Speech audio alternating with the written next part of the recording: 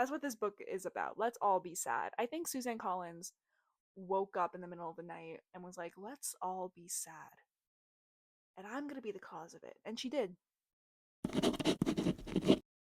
So, The Hunger Games is very near and dear to my heart. I was one of those 12-year-olds who devoured all three of the books in like a single weekend, saw all of the movies in theaters. I was also really into like Divergent and stuff, and I was like reposting stuff like this on my Tumblr account. Like, I was one of those girls. So, this is like Christmas to me. Merry Christmas, everyone, in March. When Sunrise on the Reaping was announced, I pooped my pants. I was so excited because Haymitch is one of my favorite characters of like all time. Love this guy. I can't wait to see this man suffer, which is awful to say, but I'm so excited. Put this man in a bad situation, I'm gonna eat it up.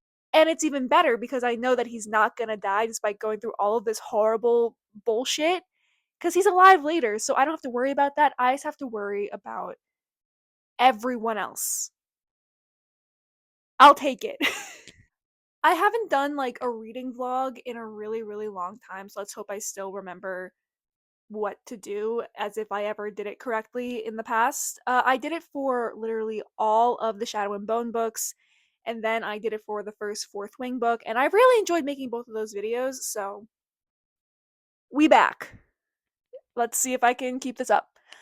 The book technically came out yesterday. I don't have it yet. I am about to go into the city and pick it up with my boyfriend, and I am going to be insufferable, basically, more than I already am, if you could believe it.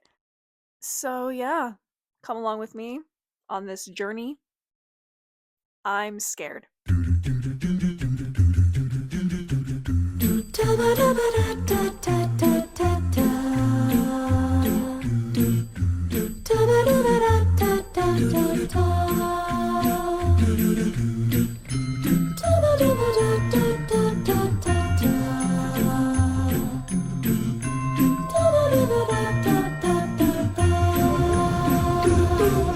Whoa. Do you want to be in it? Thoughts? I'm excited for Jill to read it, and I hear about it. Alright. It's like the next day. Don't worry about how I look. I don't have makeup on and my bed is messy, but don't worry about it. I'm like 3 chapters in. Damn.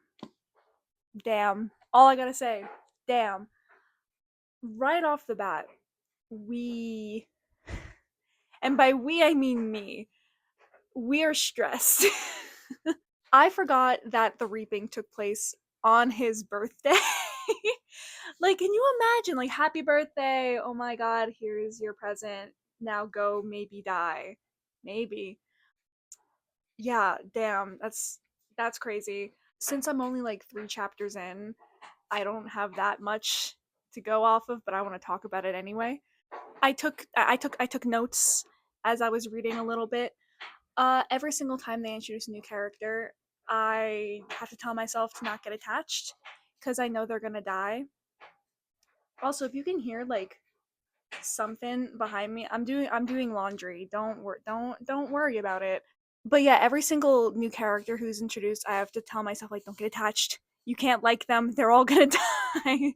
Because for the most part, like we don't see anyone in the later books. So what do you think that means? If we don't see people who exist in the prequel in the original, it means they're dead. They're gonna die. R.I.P. Little brother Sid, dead. The mom, dead. Lenore Dove, dead. All these bitches, dead.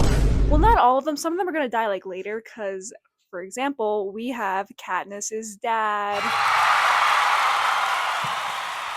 He dies, but like, not yet. Soon. I will admit I have not read the books or watched the movies in kind of a while, so I don't always remember who is who, who's related to who. I'm trying to piece it together in my brain as I read. Like, this is how I look reading the first 3 chapters of this book whenever a new character is introduced. Like, this person's related to this person, and this person knows this person did this in this book, and this book, and this book, and blah, blah, blah, and I'm going insane. And I don't know what's going on, and I'm stupid. But, like, I'm smart enough to know, like, oh, that's this person's dad. Oh, this person's related to this person. I remember this name. But I'm pretty sure there's a lot that I'm missing, so don't listen to me. Listening to me is a bad idea.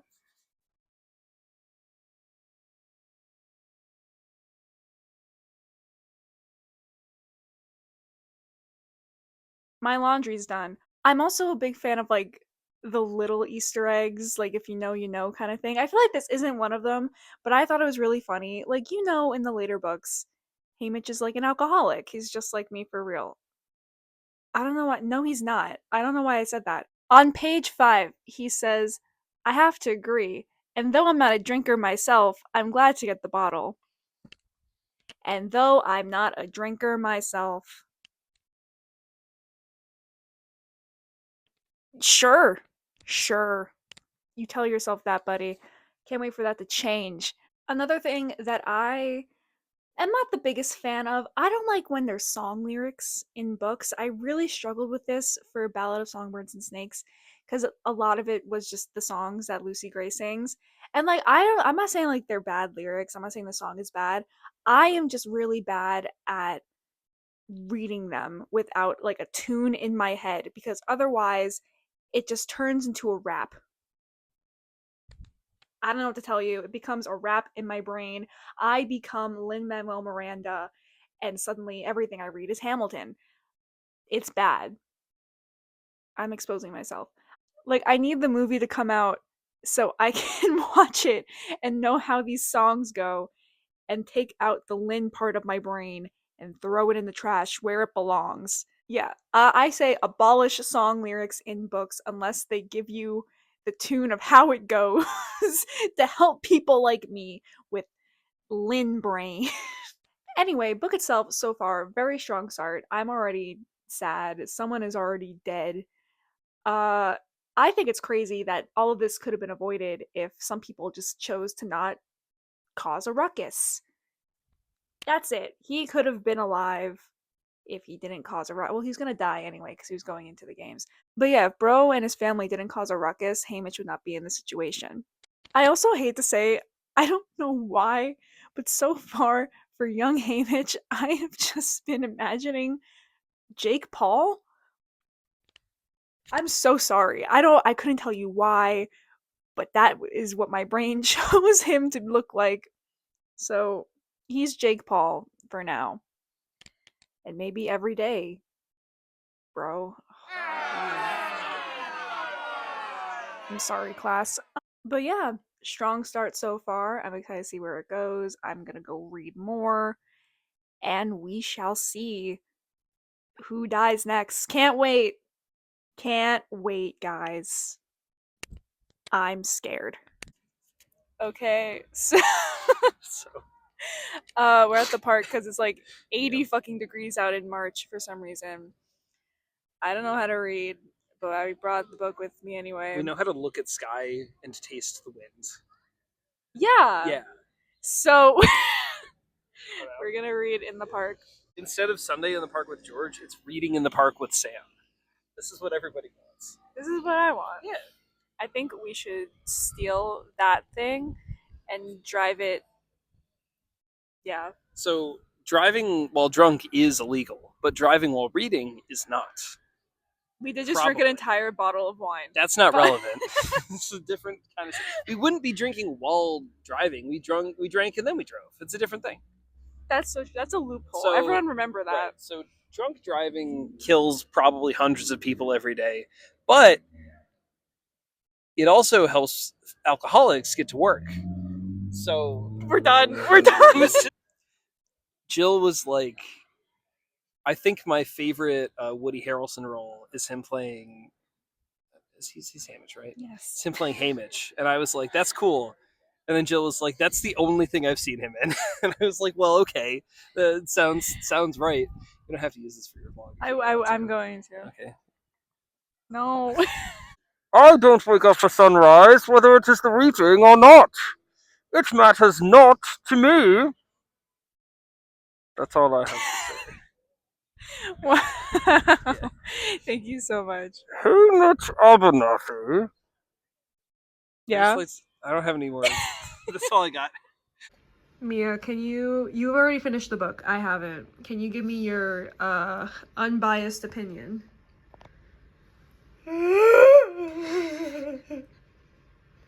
That's it. I'll keep that in mind. Thank you for your input. Enjoy your Dominoes. Thank you. Hey, I got sick. I got real sick, and then I kept reading the book and simply didn't film because you should not have had to see me looking like that while I was sick and attempting to speak. So I finished it.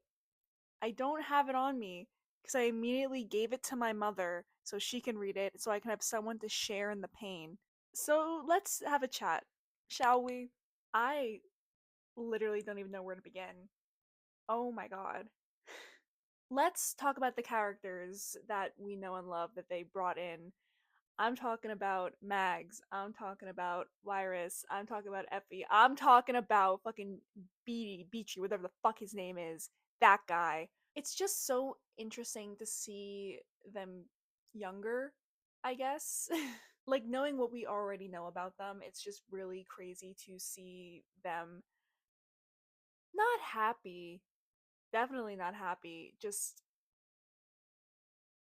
there, I guess. I can't think of another word because, like, God knows they're not happy and they get less happy as time goes on. And we'll get to that. Oh my god, will we get to that? But I also think it's cool to see how Haymitch came to respect these characters. Because in the original trilogy, he's like, oh yeah, I trust them, blah, blah, blah. And now we know why. Oh my god, do we know why? Getting to know them on this kind of deeper level, seeing them younger, seeing them have a little bit of hope in them, just it just breaks my heart knowing what happens to them, especially Mags. Oh my god, R.I.P. girl. The losses just hit so much harder. And then there's Ampert. Ampert? Amber? Amert? I don't know how to say his name. I'm gonna keep saying Ampert. I think his whole storyline was created to hurt me specifically. The idea of this like sweet little 12-year-old boy being forced into the games, not even he didn't even get reaped normally. He was hand chosen to punish his father, who's Beatree by the way. And when I found that out with the goddamn potatoes, I wasn't okay. It made me really sad. They just did it to punish him. R.I.P. Ampert, you would have loved Fortnite. I'm gonna kind of like rapid fire off what I think of some of these characters because we are introduced to so many people so quickly. Maisley, girl boss. That's all I'll say about her. I think she's a girl boss. I will admit I disliked her a little bit at first, but she gives very much. Oh, what's her name? Joanna. She gives very much Joanna energy to me. Very sassy, very kind of like rude at first, but then like once you get to know her better, you're like, oh, that's why she's like this. Then there's Wyatt, who is there. And then there's Luella. Let's talk about Luella for a second. Another 12-year-old little girl who should not have been in these games in the first place. None of them should be there in the first place, let's be honest. But it really makes me sad when it's like the little kids going in. Like, ooh, that's just so messed up. But she doesn't even get to the games. She dies before the games even start. She gets fucking thrown off the chariot or whatever. And instead of the game makers or Snow whatever being like, oh, we lost one already. Oh, there's gonna be one less person in the games. Womp womp. They take a little girl from another goddamn district, basically kidnap her, brainwash her, manipulate her, torture her essentially, and make her look like the other little girl and pretend that it's her. Now, most people aren't going to notice because they barely saw this girl in the first place, but the people who notice, notice. And this poor little girl doesn't know what's going on. She can barely speak properly. She gets a snake, I don't know. And they start calling her Lulu because they don't even know her real name. That's heartbreaking. That's so fucked up. Anyway, and then there's like a whole like alliance thing going on. They call themselves the newcomers. It's basically everyone but the careers. And honestly, it's a good thing. I really like the dynamic they have. I just didn't like the name. I think the newcomers was a little silly, a little cringe, but hey, that's just me. I still like the group. I think they're fun. I think they're cool. I love Ambert. That's all I will care about. Anyway, we also saw Effie. We saw Queen Effie. I love her. She is one of my favorite characters from the original. I think she is not only really good like comic relief, but she is kind of the heart of the team in the original one. I think her and Peeta were like the heart of that little group. And just seeing her not only younger, but seeing her just getting started in her career, I guess, is really interesting. And I like how right off the bat she and Haymitch have like a good kind of rapport, which makes me sad seeing them in the later times or whatever. Like her knowing him at this point and then her knowing him in the future and just seeing how much he's changed is really sad. Definitely sad for her. I bet she's sad about it too. I'm sad about it. We're all sad. Let's all be sad, guys. That's what this book is about. Let's all be sad. I think Suzanne Collins woke up in the middle of the night and was like, let's all be sad. And I'm going to be the cause of it. And she did. She did. You did it, Suzanne. You went from writing Wow Wow Wubsy to this. How do you feel? I don't feel good. Anyway, fuck Snow. That's all I gotta say about that, really. When he showed up, I was like, oh, here we go. Here we goddamn go. I don't care. Get out. Leave. I also think that Suzanne Collins saw the thirst for President Snow after Ballad of Songbirds and Snakes and was like, we can't have that. I'm putting a stop to that right now. Which, like, I understand, but also, like, you casted Tom Blythe. Like, what do you want us to do?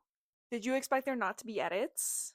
I also really like how young Plutarch is involved. I always thought his character was kind of like silly in the original, and I thought there was a really good plot twist how he was like part of the rebellion, and it's really cool to see how he was part of that from the very beginning. So Plutarch comes in, he's like, "Hey, we're gonna mess up the games." I think he just sees Haymitch and was like, this guy knows how to mess things up. Let's recruit him. Bring him in. Get the contract ready. My main gripe with this book was that it took so goddamn long to get to the actual games. Almost 200 pages before we get into that arena. Like, I did enjoy all of the setup to that point, but at some parts I was just like, okay, let's wrap it up. Let's pick up the pace. I'm bored. I want to see these children murder each other.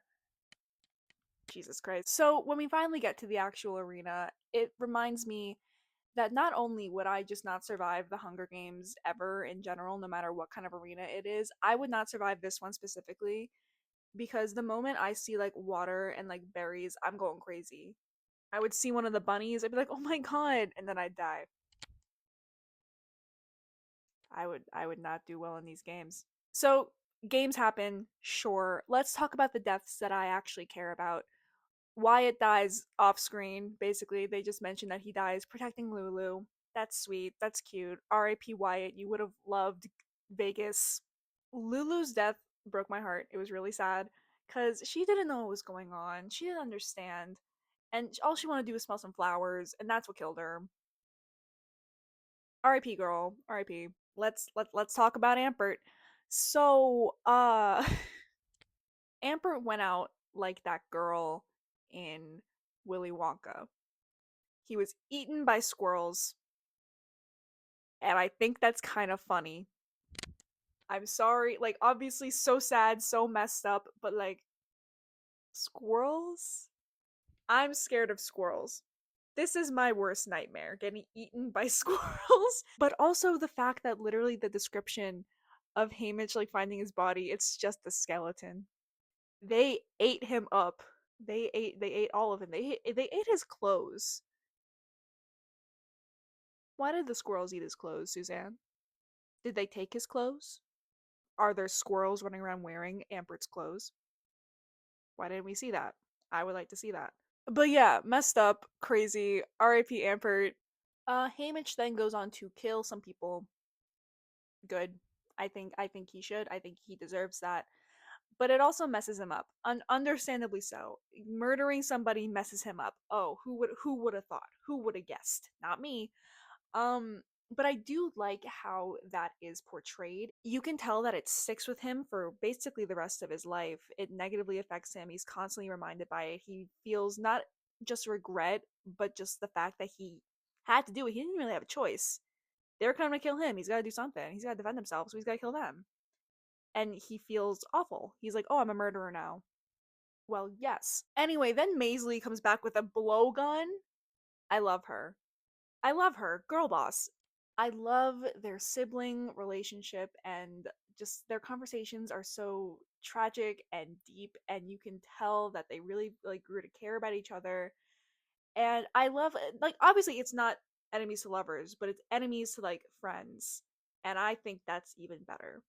I love that dynamic. I think it's so well done. I know it's gonna make me sob when I watch this goddamn movie. It's really good. But then she gets like eaten by flamingos or something. She gets like pecked to death by flamingos, and that's kind of funny. I hate to say it. It's a little funny.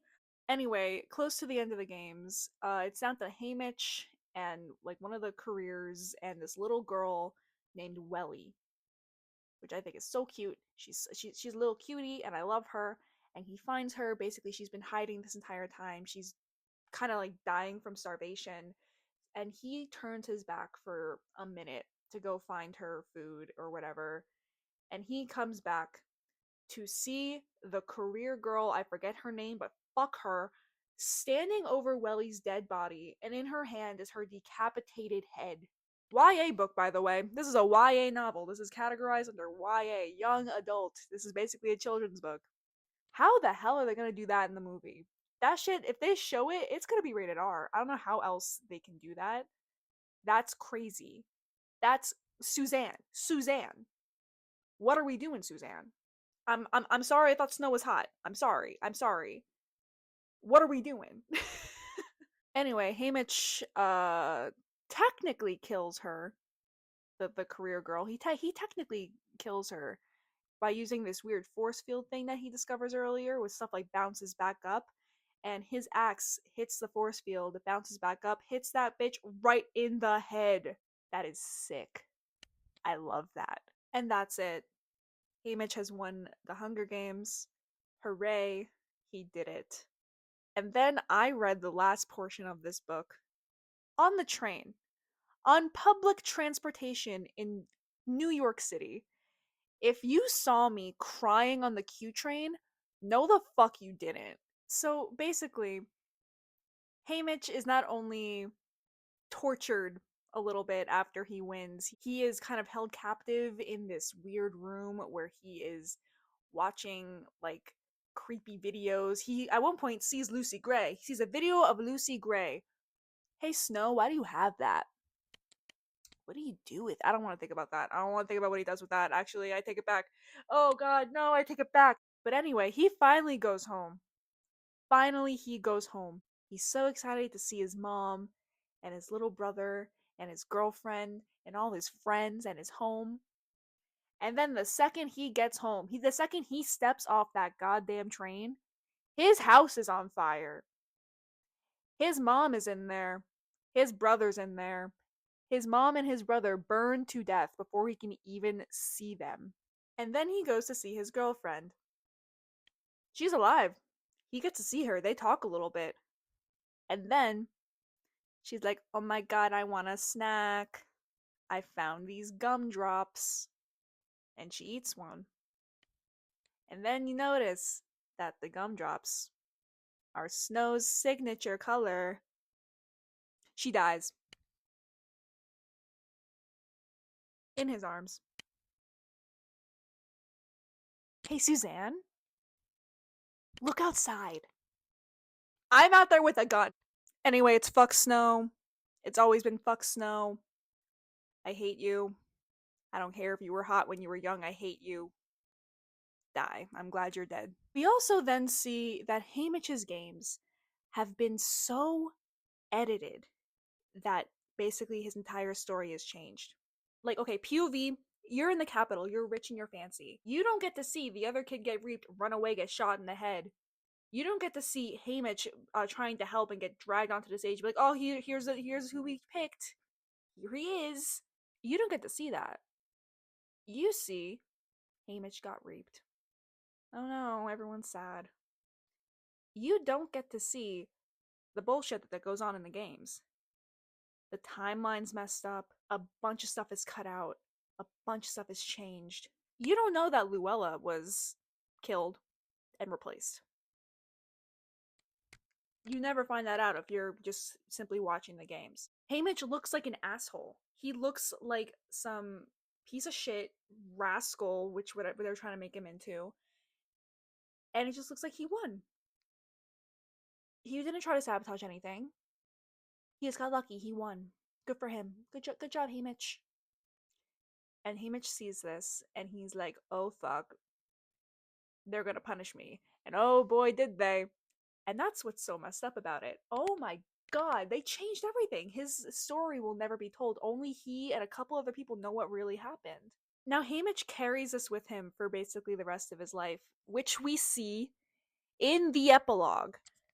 Now, the epilogue. Once again, if you saw me crying on the Q train, no, the fuck you didn't. This ruined my day. Reading that ruined my day, and I mean that literally, Suzanne. I'm talking directly to you, Suzanne. That ruined my day reading that. We see Katniss and Peeta, and they give him geese, and they're taking care of him, and they're like his family, and he goes to visit Lenore Dove's grave, and I want to kill myself. Suzanne, I am in your walls. Suzanne Collins, I am in your walls right now. Look out.